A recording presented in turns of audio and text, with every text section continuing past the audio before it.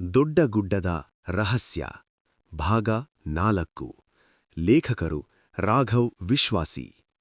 ದೊಡ್ಡದಾದ ಹೆಜ್ಜೆ ಹಾಕುತ್ತಾ ಬಂದ ಮಗನನ್ನು ಕಂಡ ತಾಯಿ ವೆಂಕಟಮ್ಮ, ಧನಂಜ, ನಿನ್ ಹೆಂಡ್ರು ಹೆಂಗೆಂಗೋ ಆಡ್ತಾವಳೆ ಕಣೋ, ಅವಳನ್ನ ಹಿಡಿಯೋಕೆ ನನ್ ಕೈಲಾಗದೆ ಹೆಣ್ಣಾಳುಗಳಿಲೆ ಹೇಳಿ ಒಳಗಡೆ ಕೋಣಿಲಿ ಕೂಡಿ ಹಾಕಿಸಿದ್ದೀನಿ. ಅದೇನಾಗೈತೆ ಅಂತ ಗೊತ್ತಾಗ್ತಿಲ್ಲ. ದೆವ್ವ ಗಿವ್ವ ಬಂದಿರಬೇಕನ್ಸುತ್ತೆ. ಒಂದೇ ಸಮನೆ ಅವನ ರಕ್ತ ಕುಡಿತೀನಿ ಅಂತ ಕಿರುಚ್ತಾ ಇದ್ದಾಳೆ ಎಂದರು. ನೀನೊಳ್ಳೆ ದೆವ್ವಾಭೂತ ಅನ್ಕೊಂಡು ಸುಮ್ಕಿರವ, ಕಂಡಿದ್ದೀನಿ. ಅವಳಿಗೆ ತಿಂದದ್ದು ಜಾಸ್ತಿ ಆಗೈತೆ ಅಂತ ಆತರ ಆಡ್ತಾ ಇರಬೇಕು. ಮೂಲೆಯಲ್ಲಿರೋ ಬಾರ್ಕೋಲ್ ತಗೊಂಡು 4 ಬಿಟ್ರೆ ಸರಿ ಹೋಗ್ತಾಳೆ ಎಂದು ಹೇಳುತ್ತಲೇ ಅಂಗಳಕ್ಕಿಳಿದ. ಅಲ್ಲಿದ್ದ ಹೆಣ್ಣಾಳುಗಳು ಗೌಡನಿಗೆ ಕೈ ಮುಗಿಯುತ್ತಾ, ಅಮ್ಮ ಅವರ್ನ ಒಳಗಿನ ಕೋಣೆಯಲ್ಲಿ ಬಿಟ್ಟು ಹೊರಗಿಂದ ಚಿಲಕ ಹಾಕಿದ್ದೀವಿ. ನಾವೆಲ್ಲ ಸೇರಿದ್ರೂ ಅವ್ರನ್ನ ಹಿಡಿಯೋಕಾಗ್ಲಿಲ್ಲ. ಅಷ್ಟೊಂದು ಶಕ್ತಿ ಬಂದೈತೆ ಅವರ ಮೈಯಾಗೆ ಎಂದಳು ಒಬ್ಬಳು. ಸರಿ ಸರಿ, ನೀವೆಲ್ಲ ಹೊರಗೆ ಹೋಗಿ, ನಾನದೇನೋ ಅಂತ ನೋಡ್ತೀನಿ ಎಂದು ಕೋಣೆ ಬಾಗಿಲು ತೆಗೆದು ನೋಡಿದರೆ ಅಲ್ಲೆಲ್ಲೂ ಗೌಡನ ಹೆಂಡತಿ ಭಾನುಮತಿಯ ಸುಳಿವೇ ಇರಲಿಲ್ಲ. ಹೊರಗೆ ನಿಂತಿದ್ದಾಗಲೂ ಅವಳು ಕಿರುಚುವುದು ಕೇಳಿಸ್ತಾ ಇತ್ತು. ಈಗ ನೋಡಿದರೆ ಅವಳು ಪತ್ತೇನೇ ಇಲ್ವಲ್ಲ ಎನ್ನುತ್ತಾ, ಲೇ ಭಾನಿ, ನಿನ್ ನಾಟಕ ನಂಗೆ ಗೊತ್ತು. ಅದೆಲ್ಲಿ ಅಡಗಿದ್ಯಾ, ಹೊರಗೆ ಬಾ. ನಾನು ಗಂಡಸು, 100 ಹೆಂಗಸರತ್ರ ಹೋಗ್ತೀನಿ, ಬೇಕಾದ್ದು ಮಾಡ್ತೀನಿ. ಅದನ್ನ ನೀನ್ ಪ್ರಶ್ನೆ ಮಾಡೋ ಹಕ್ಕಿಲ್ಲ. ದಿನ ಒಂದೇ ಥರ ಊಟ ಮಾಡಕ್ಕಾಗಲ್ಲ. ನಮಗೂ ಬೇರೆ ಬೇರೆ ಅಡಿಗೆ ತಿಂದು ರುಚಿ ನೋಡ್ಬೇಕು ಅನ್ನೋ ಆಸೆ ಇರುತ್ತೆ. ನೀನ್ ದಿನ ಜಗಳ ಮಾಡ್ದಾಗೆಲ್ಲ ಬೈದು ಸಾಕಾಗಿ ನಿನ್ನೆ ಒಂದೇಟ್ ಹೊಡೆದೆ ಅಂತ ಇವತ್ತು ದೆವ್ವ ಬಂದಿರೋ ನಾಟಕ ಆಡ್ತಾ ಇದ್ಯಾ? ದೆವ್ವ ಅಲ್ಲ, ಗುಡ್ಡದ ಭೂತಪ್ಪನೇ ನಿನ್ ಮೈ ಮೇಲೆ ಬಂದ್ರೂ ನಾನ್ ಮಾತ್ರ ಇವತ್ತು ನಿನ್ ಬೆನ್ಮೂಳೆ ಮುರಿಯದೆ ಬಿಡಲ್ಲ ಎಂದು ಕೋಣೆಯೆಲ್ಲ ಹುಡುಕಿದಾಗ ಅವಳು ಎಲ್ಲೂ ಕಾಣ್ಲೇ ಇಲ್ಲ. ಅಮಾವಾಸ್ಯೆಯ ರಾತ್ರಿ ಬೇರೆ. ಕೋಣೆಯಲ್ಲಿ ಬೆಳಕಿನ ಸಣ್ಣ ಅಂಶವೂ ಇರದ ಕಾರಣ ತನ್ನ ಖಿಸೆಯಲ್ಲಿದ್ದ ಬೆಂಕಿ ಪೊಟ್ಟಣವನ್ನು ತೆರೆದು ಕಡ್ಡಿಗೀರಿ ಸುತ್ತ ನೋಡುತ್ತಾ ಹಾಗೆಯೇ ಕೈ ಮೇಲೆತ್ತಿ ಮೇಲೆ ನೋಡಿದರೆ ಗೌಡನ ಎದೆ ನಡಗಿ ಹೋಗುವಂತೆ, ಗೋಡೆಯ ಮೇಲೆ ಹಲ್ಲಿ ಓಡಾಡುವಂತೆ ಹಿಮ್ಮುಖವಾಗಿ ಭಾನುಮತಿ ಓಡಾಡುತ್ತಿದ್ದಳು. ಭಯದಲ್ಲಿ ಗೌಡ, ಈಗ ಇವಳನ್ನು ಕೆಣಕುವುದು ಸರಿಯೋ ತಪ್ಪೋ? ಆಗ್ಲೇ ಪೂಜಾರಿ ಕೂಡ ದೆವ್ವಾಭೂತ ಅಂತ ಅದೇನೋ ಹೇಳಿ ನನ್ ತಲೆ ಕೆಡಿಸ್ಬಿಟ್ಟವನೆ.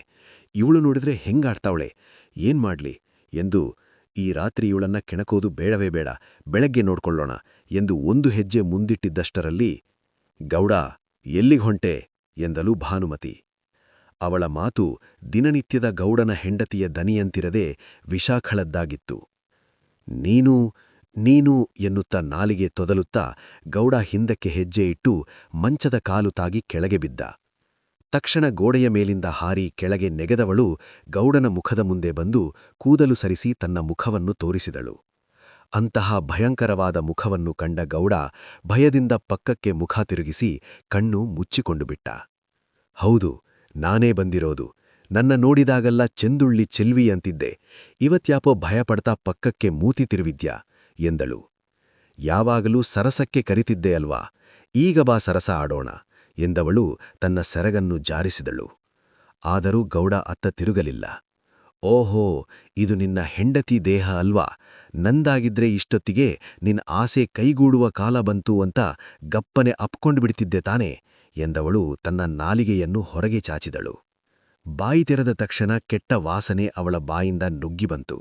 ಉದ್ದವಾದ ನಾಲಿಗೆಯಿಂದ ಗೌಡನ ಮುಖವನ್ನು ನೆಕ್ಕುತ್ತಾ, ನನಗೆ ನಿನ್ನ ಬೆವರಿನ ವಾಸನೆ ಇಷ್ಟ ಇಲ್ಲ, ರಕ್ತದ ವಾಸನೆ ಇಷ್ಟ ಎಂದವಳು ತನ್ನ ಕೈ ಬೆರಳು ಮುಂದೆ ಚಾಡಿಸಿದಳು.